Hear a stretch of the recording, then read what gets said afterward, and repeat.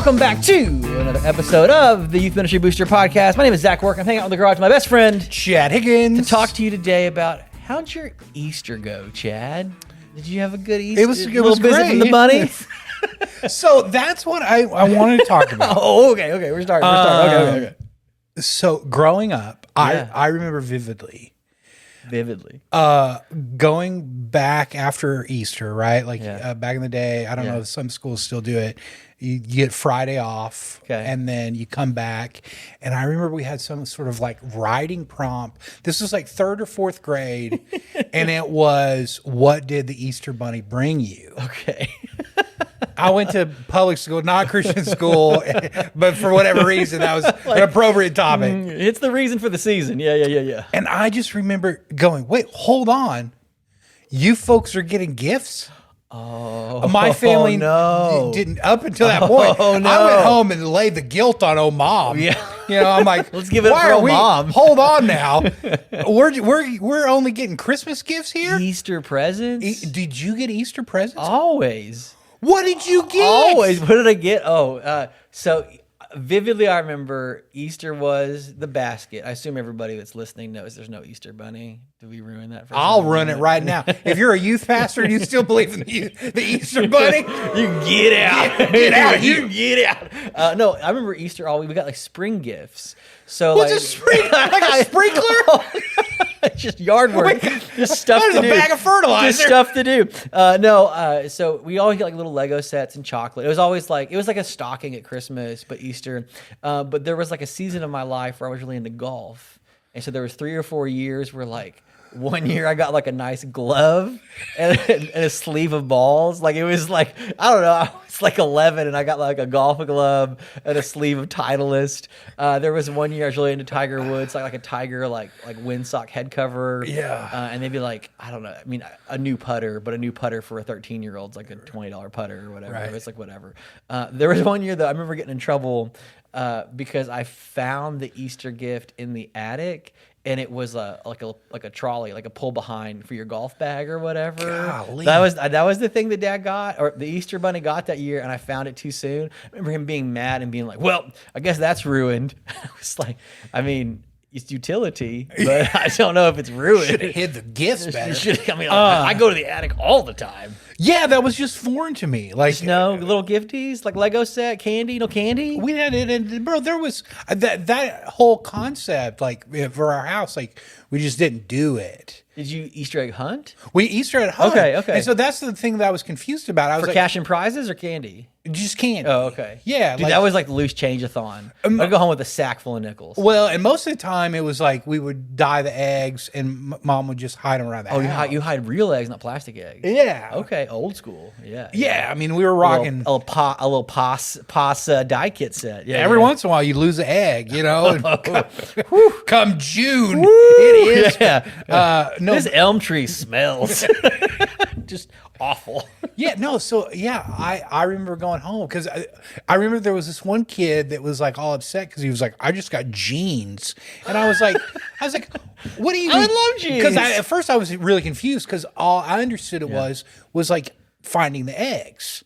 Oh, And he so I was found like, this jeans. dude found jeans in an egg. How big was this egg?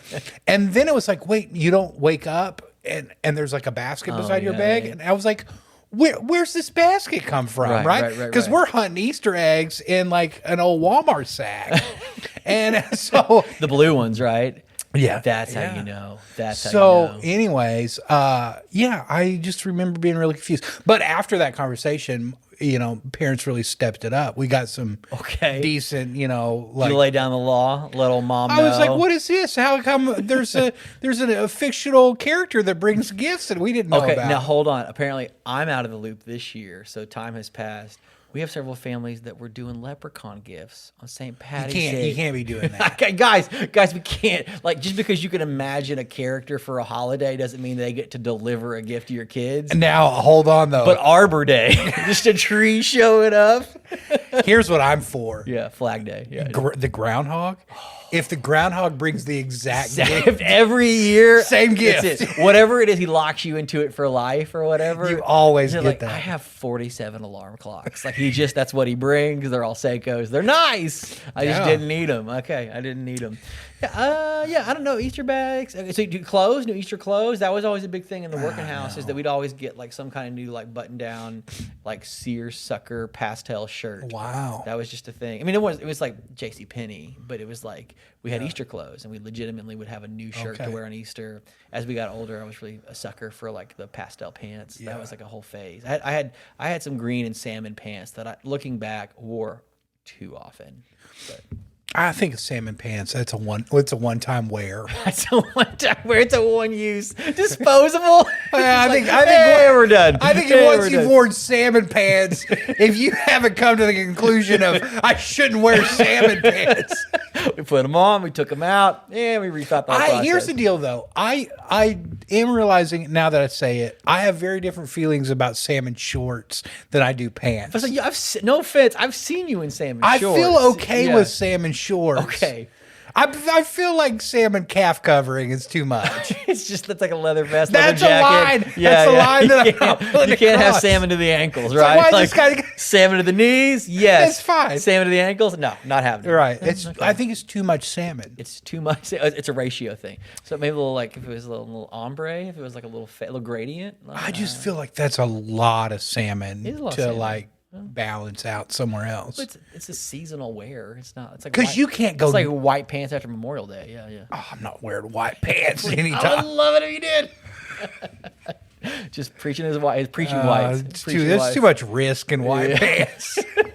I'm a messy eater, so I don't know if that's like the right idea. But yeah, Easter clothes. Okay, here's a question. Maybe controversial for our audience. Was your family like pro hat during Easter? Like, was dad or mom busting out a hat during the Easter service? Like one of those big, not necessarily hats? A big one, but just like it was like I had cousins that like they wouldn't wear a fedora all year long, but like on Easter Sunday. No, that was it. Not a shot. That was the time. Not a shot at all. Okay. No. I can't ever imagine. I just imagine 51 Sundays out of the year, no. But Easter Sunday, you're like, how you do? That's your straw hat fedora. I feel like if I rock one of those, from The Office, Vacation Stanley. Vacation Stanley's everybody's favorite Stanley. I feel like there would be much resemblance for me. Hey, go ahead and wrap this sermon up, Pastor. I'm about to go somewhere. I got to get to the lake. I got a flight to catch. Golly. It's a thing. So hopefully, if you're listening, you had a great Easter. We'd love to hear about it. Send us a comment. Because right around the corner after Easter, it's kind of all eyes to summer and student ministry. And that's really where we wanted to jump off today, is to jump into the place, not into the fishing boat after the Easter sermon, but into the feels that come with summer. I know a lot of folks like camp signups are happening, camp planning is happening. At this point, you're like looking down at like what all the contour of summer is going to be. You're planning your rest probably of like, I'm going to hit it heavy 3 weeks, then take 3 weeks to rest, or it's like the every other. I'm not sure what's better, to like front load and then rest, or like to stagger, or to like load up at the end. We have friends that have kind of done all three. I don't know. We'll see what your summer looks like this summer, but for a lot of folks, summer is peak hype, right? Mm. It is the promise of the most fun, the most exciting, the most lit fam moment that a lot of people could have. And I wonder sometimes if that itself is not a little bit limiting. Yeah, I think so. One of the things that we wanted to chat a little bit about today is even beyond, I think, camp is how do we minister in all emotions, if that makes sense? The range of feelings that comes with being a teenager. Because for student ministry, that's really, really true. And I think that it's really easy to always want to bend towards the happy, exciting. Yeah.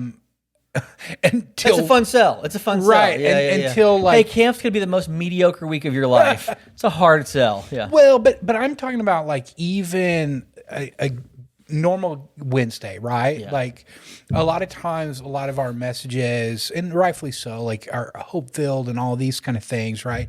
And it's exciting. We play big music, all that kind of Upbeat stuff. game, yeah. But there are real things that are happening in students' lives That are not upbeat, joyous, or exciting. Yeah. And I know that it's not true for everybody in the room at all the times. Yeah. And I'm not advocating for creating this like cry emotional thing. Yeah.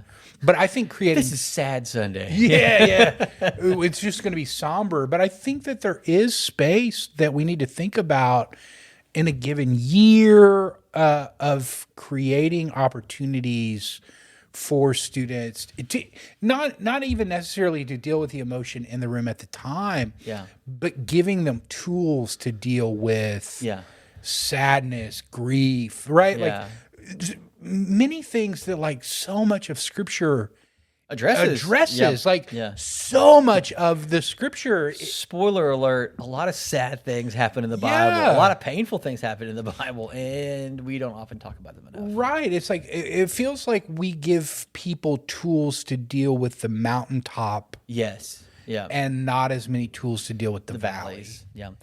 And I think that's one of the things that, again, we've talked about it before. I'm a huge fan of camp because of the multi-day, multi-meal time. There's a community that happens across the course of 4 to 5 days that you can't do in 2 to 4 hours because some of the guards come down. Sure. And I think that's a really important thing to know and to name is that some students are going to be allowed to feel things that are not just at the surface, but a little bit below. Yeah. We talked about it pre-show. Like, this is sometimes the reason we have a cry night.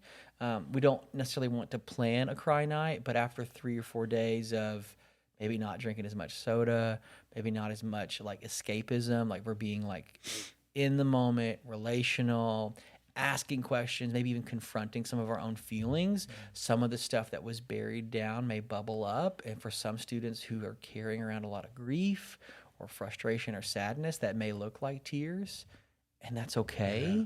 I think some of it is knowing that it's okay and preparing our leaders, having tools for them. So it's not just like, let's get it out, just get them tears out, but just like, why are you feeling this way? Are there other things related to this? It is the like, let's get you a little bit of water, a little bit of food, and let's talk through it.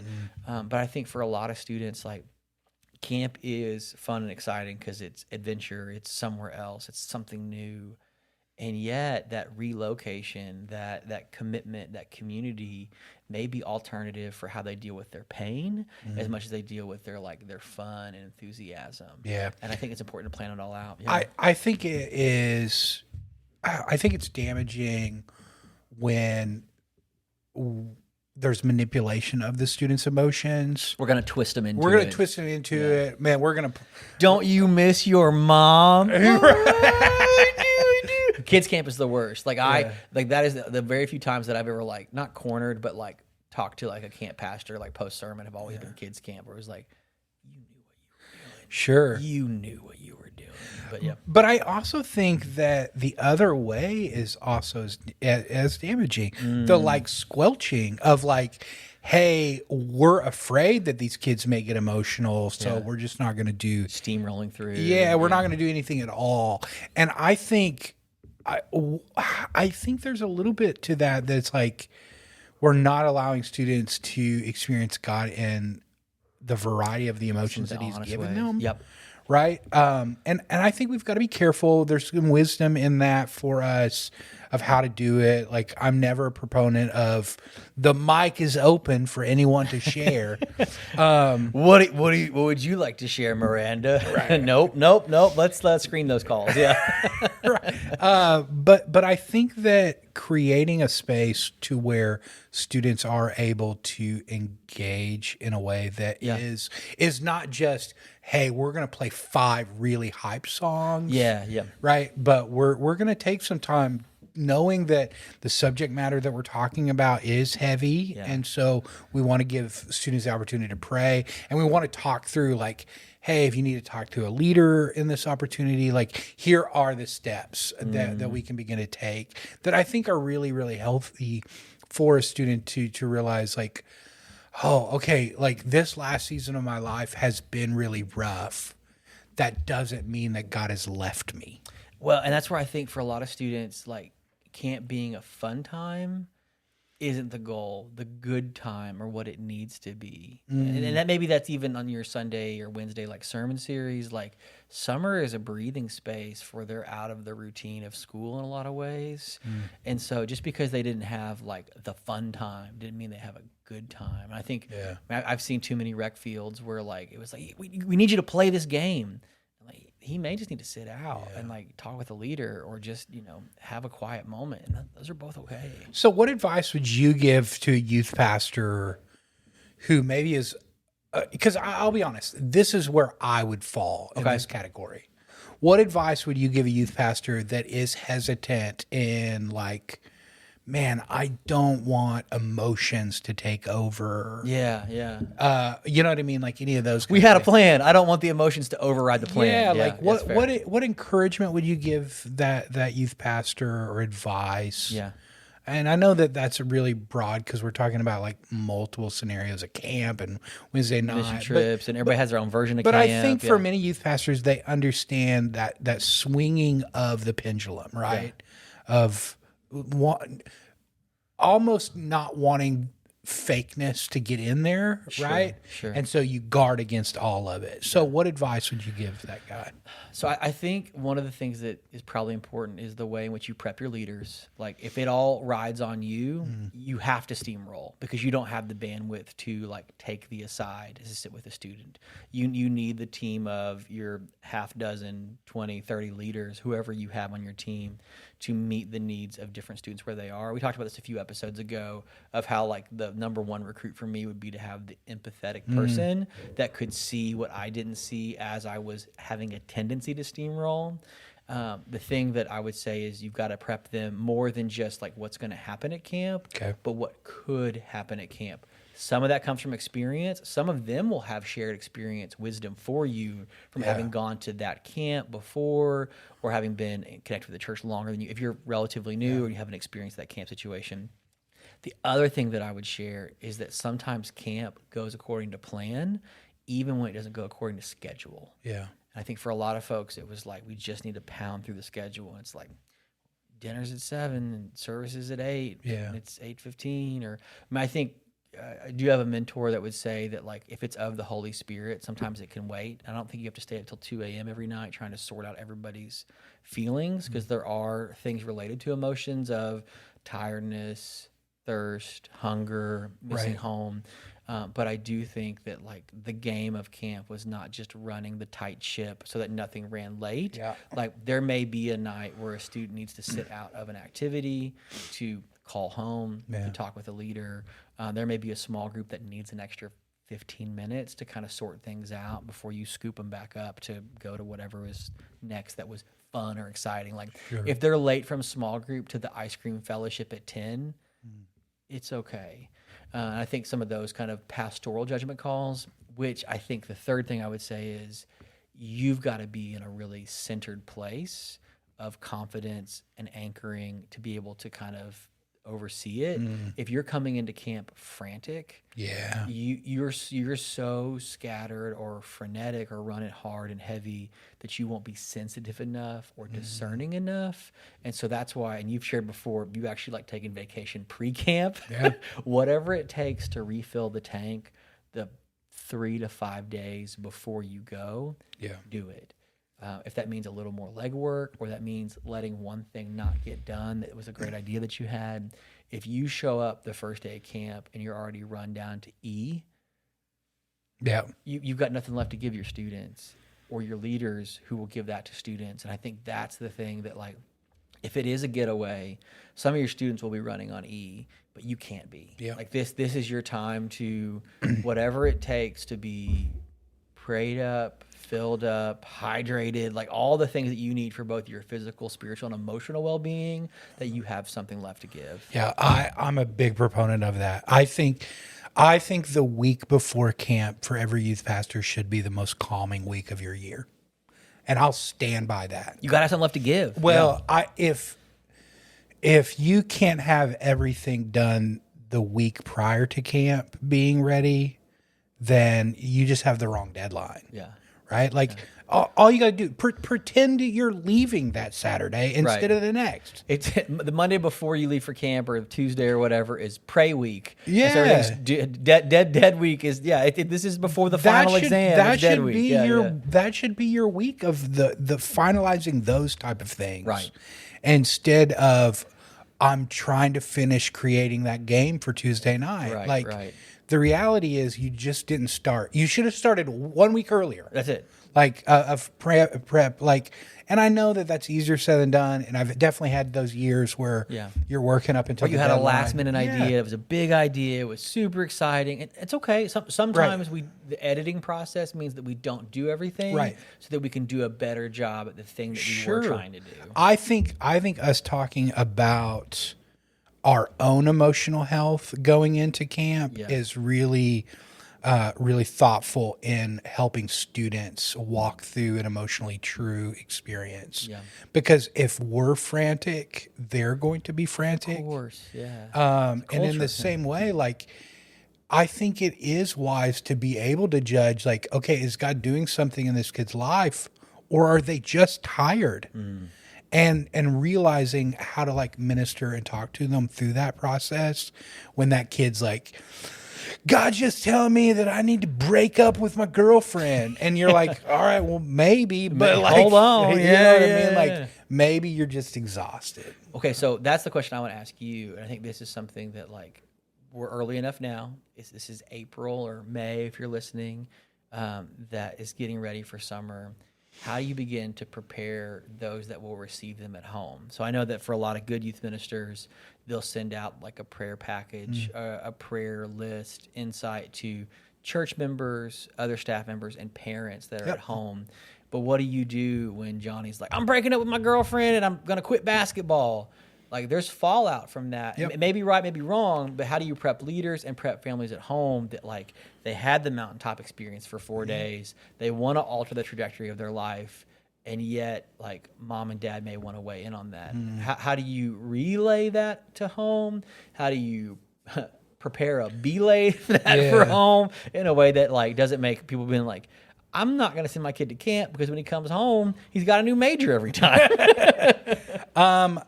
I think the answer to that question is it depends on the size of your group, right?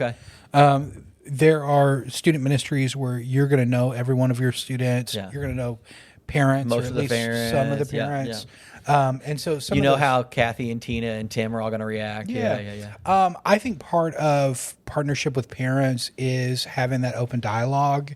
And so knowing that you had a conversation with Timmy at camp, that, he's wanting to quit band, that has been a big thing in his life or whatever. It's kind of been a big deal for Tim and Diana and their whole family. Yeah. And so being able to have a conversation on both ends, right? Yeah. Of coming back from camp and knowing, like, part of the to-do list is more than just cleaning out the trailer. Of going, okay, there are follow-up things from camp that I need to take care of. We had these students come to know the Lord. These students want to be baptized. Right. These big decisions that we've heard about, talked about. And so I think following up with all of my small group leaders, hey, what were some of the things that you saw at camp? What are some of the conversations that continue in maybe ministry? Even daily, having that clipboard running list of things like that they're kind of walking through. I think for a lot of student ministries, there's this feeling of we want to be big. I think for a lot of student ministries that aren't necessarily huge, you have an advantage that the huge ones don't, and the opportunity to minister to every single student really well. Yeah. And I think it's back to that kind of like parable of the talents a little bit of like, are you ministering well to the ones that you have? And I think part of that is the opportunity to really push in to care for those families and to have individual conversations as a youth pastor that you can do when you have 60 students compared to 400. Right. I think that giving parents the idea beforehand, hey, here are some of the big things that we're going to be talking about. Let them know that some of the stuff may be stirred up. Here are some of the directions that we're going at camp. These are what to expect. I'm a big proponent in having some dialogue that parents know coming after camp. I never wanted the image of my student ministry to only come through the mouth of a 7th grader because they're horrible at it. Right. Because here's what's going to happen. And then Roger broke his leg. Right. Wait, what? No, what was camp like? Yeah, so like think about it in this way. It was sick. You know the conversation that's going to happen when the kid gets back. And I think helping parents understand that beforehand, your Ask kid the better question. Well, but also know your kid's going to come home tired. Yeah. Okay? So the immediate thing right as they get off the bus is not because a parent wants to know. Tell me. Yeah. How was camp? All of these kind of things. I heard there was life change. Yeah. It was fine. Fine. Yeah. It's fine. And it may have been a great week for that my kid. dog. Yeah. Yeah, he's exhausted. Yeah. And so knowing like, hey, here's how we can care for a kid when they get back from camp. Yeah. And I think that could give them the 4-hour break of like a 2-hour nap, energy drink, and a little bit of food. Yeah, and then he'll rally by 9. Right. It'll be fine. Yeah. And just to know, your kid's probably dehydrated. Yeah. You know what I mean? Like we did our best. They're still dehydrated. Yeah. We did our best. Yeah. But they're still dehydrated. But helping parents walk through that, have those conversations, I think are really, really good. Some of the great things I think during camp, if you're at a place that has celery service, is to set up ongoing communication at camp. That I think is really meaningful for quick parents. hits, either like a video or group text. Quick video, all those kind of things that you can post on social media. Yeah. Of, hey, here's what happened today. Yeah. Parents love to see that up. photos. Yeah. If there was ever a reason to live stream something in youth ministry, it is a moment from camp. Yeah. Because they again, you're there, they are here, and they want to be a part of what's there. And so if you can bring there to here, when you come home, you've closed the gap for how far away they felt from their kid. They want to see their kid. Yeah. And so if you have people that are taking photos and posting photos that evening every single night of camp, huge win. If you want more parents to follow your email newsletter, your social media stuff, load it up with camp stuff. Load it up with camp photos. And it's not just in real time, not one big one, like sprinkle it out. Because they're going to be checking it. Yeah. And they've got time now. Their kid is gone. Right. And so those are great ways to connect with families. That's good. Well, what are we missing? I think one of the things we talked about is that there's a range of emotions to hit. There's the ups, there's the downs, there's the sad, the grievances, the frustrations, the anger. What about when it is something new? When you are blindsided by the student who you thought everything was okay. I think there's some of the things that we can't plan for. We talked about this, like, oh man, it's easy science, right? Like you just survey the land and you figure out how to build it. But that's not always the case. So Chad Higgins, like, what is the wisdom when it's something that you never saw coming? It's an issue, a struggle. Maybe it's a new student that camp was their first experience, which has got its own kind of unique entry point. That they would spend a whole week with you before they spend a Wednesday with you. But how do we do right when we couldn't have seen it coming? Yeah. So you're talking about like experiences like kid shows up on Wednesday night and parents are getting divorced, or parents are getting divorced, the brother just got arrested, dad just got hauled off for selling drugs again. Like, I mean, I think we can all probably spot like this relationship was ending. This kid has really been wrestling with how much the sport has taken from their life, and so maybe it's a big decision, but it wasn't a surprising decision. How do we? So how do we handle when the thing that I would surprises us too? Start with is, I try to. I always want to bring peace to situations like that. Okay. And so, when a student brings an emotional thing, you can help in that situation by creating a base level of emotion. Okay. And we're talking about multiple scenarios here, right? And so, I mean, everything from brother got arrested or they got in trouble, right? Down to camp became punishment for them, right? Yeah, like it's a weird. Grandma died, right? Yeah. And so I think creating a space where they can talk about those things, where you're not shocked is a really big deal. Where you can actually have again, some of that centering emotional health. You can respond, not react, right? Like, oh my God, like you just yeah. Because I think anytime you're in a conversation with folks, like emotion is matched. Okay. And so it rises and that falls to the rest of the room. Is either going to control that, or we can help them regulate, navigate, and navigate. And so I think helping create a conversation of peace, where even if they feel like their world is falling apart in that moment, like that we're kind of some stability there. Okay.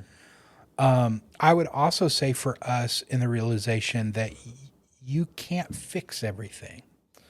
And I think I get in trouble a lot.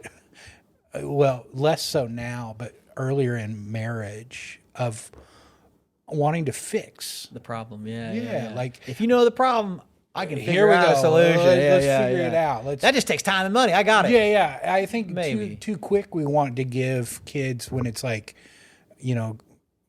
my parents are getting divorced, and it's like, well, you need to do this, this, and this. Yeah, and I think sometimes, like, the reality of, at least in this first conversation, I just want to make sure that you feel heard. Yeah. That I am here with you, and it is okay to cry. Yeah. And maybe that whole first conversation is just the opportunity to cry. And I think that for people,